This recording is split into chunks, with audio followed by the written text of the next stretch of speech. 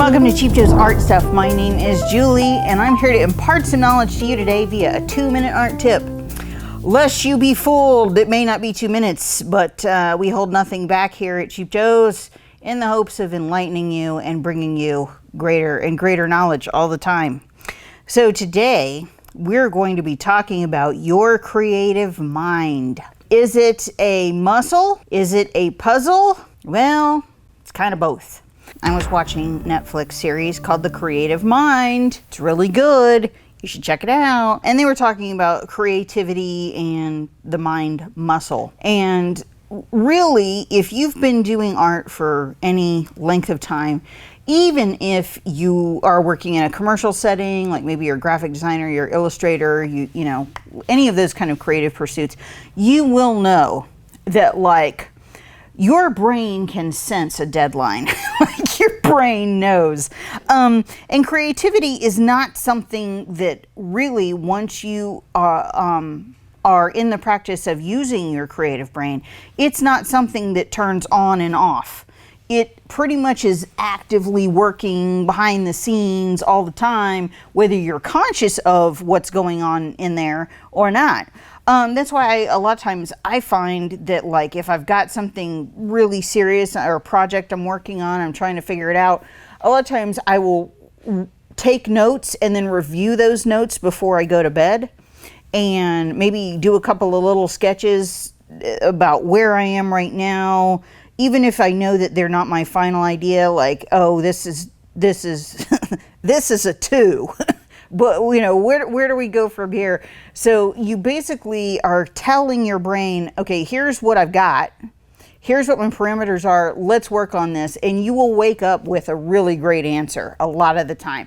Or you're going to wake up with some kind of new take on something that's going to lead you to the answer, even if it's not a fully fleshed out idea the minute that you wake up and stuff. But that's why I advise keeping a sketchbook by your bed all the time, because sometimes you can wake up at 2 a.m. and be like, aha, you know, but if you dare go back to sleep, sometimes your brain's like, come on now, I'm giving you all the goods, work with me, you know. So you kind of have to work with what you got. One of the things that you have to keep in mind about your creative brain is that, yes, it is a muscle. It needs to be worked. It needs to be exercised. You need to push it. You need to like learn, continuously learn, try, experiment with new things, because it's kind of like a garden that you are seeding and taking care of and looking to like flower and bring good things later on. You can't just like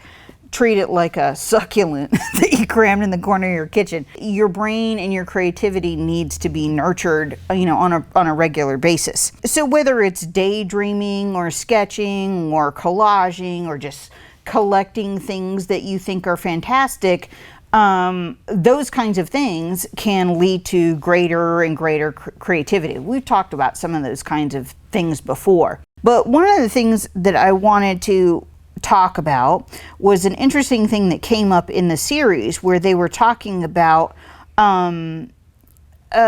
almost like a collage-like idea when you're talking about creativity.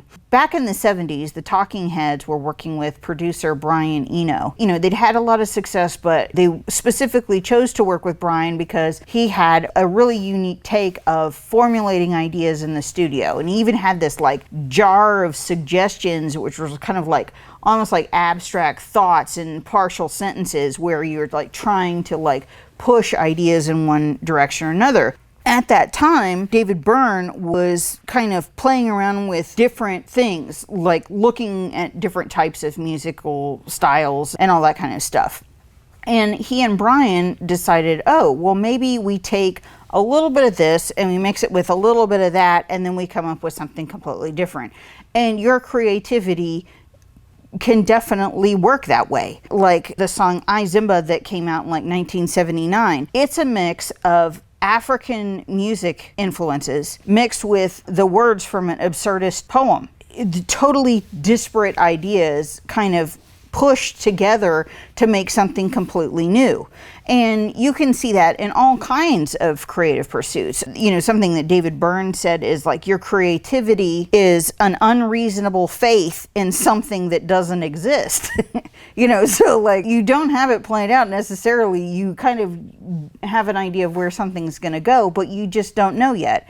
But I think it's fascinating how many different ways you see that basic structure, where you're taking two completely unrelated things and merging them together and creating something new. Like, for instance, the artist Billy Strings, who's a bluegrass musician, basically, he has a background in heavy metal. Like, he used to have a heavy metal band. So what you see with him is you see heavy metal chord progressions in a bluegrass format. And so it's a completely and totally different kind of take on a very, very traditional, you know, American music style. All of those kinds of ideas are wonderful. So don't be afraid to play around, mix up ideas, take totally unrelated things and smush them together and see what you can come up with, because your creative brain has a way of sorting through things and finding fantastic synergies where you least expect them. So we hope that this is helpful, and hope that you enjoy.